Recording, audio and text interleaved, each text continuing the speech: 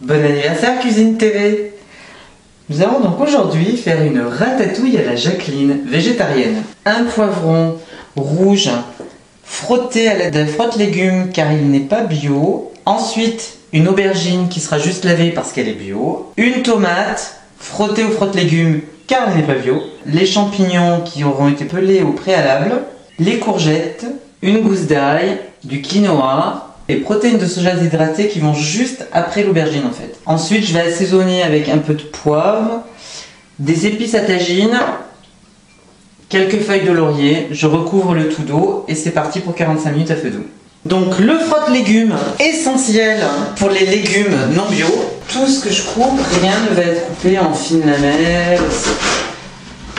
Donc là, ça va être la première moitié de l'aubergine, la plus grosse moitié des deux en fait.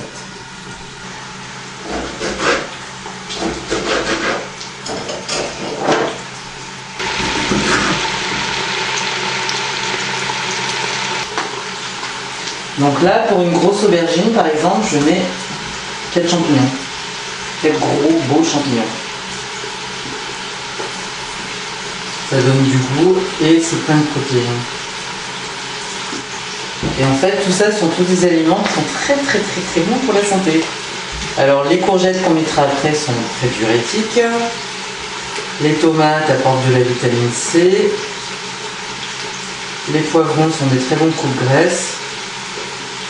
Et elles sont des très bons coups de cholestérol également, ainsi que les champignons. L'aubergine aussi a plein de vertus, et notamment elle est délicieuse.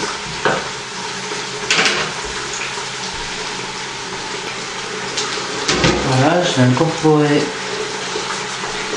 les protéines de soja déshydratées, donc avec l'eau dans laquelle elles sont trempées. De toute façon, on va rajouter de l'eau après, donc c'est pas gênant. Voilà. Donc la moitié de l'aubergine.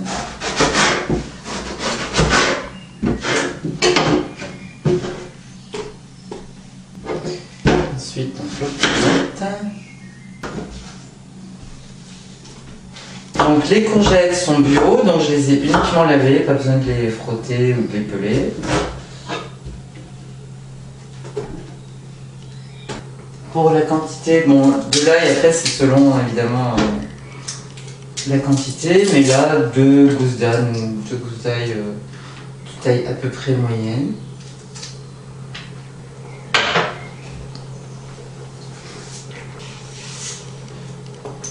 Là je vais mettre le quinoa, voilà, donc je vais mettre un peu de poivre, de l'épice à tagine, les petites feuilles de laurier. Et ensuite de l'eau. Donc je le fais dans une cocotte qui ne sera pas tout à fait mise sous pression mais qui est quand même fermée, donc il est quand même... Voilà, rendez-vous dans 45 minutes pour la dégustation. Et voilà le résultat final. À vos couteaux, vos fourchettes et vos assiettes.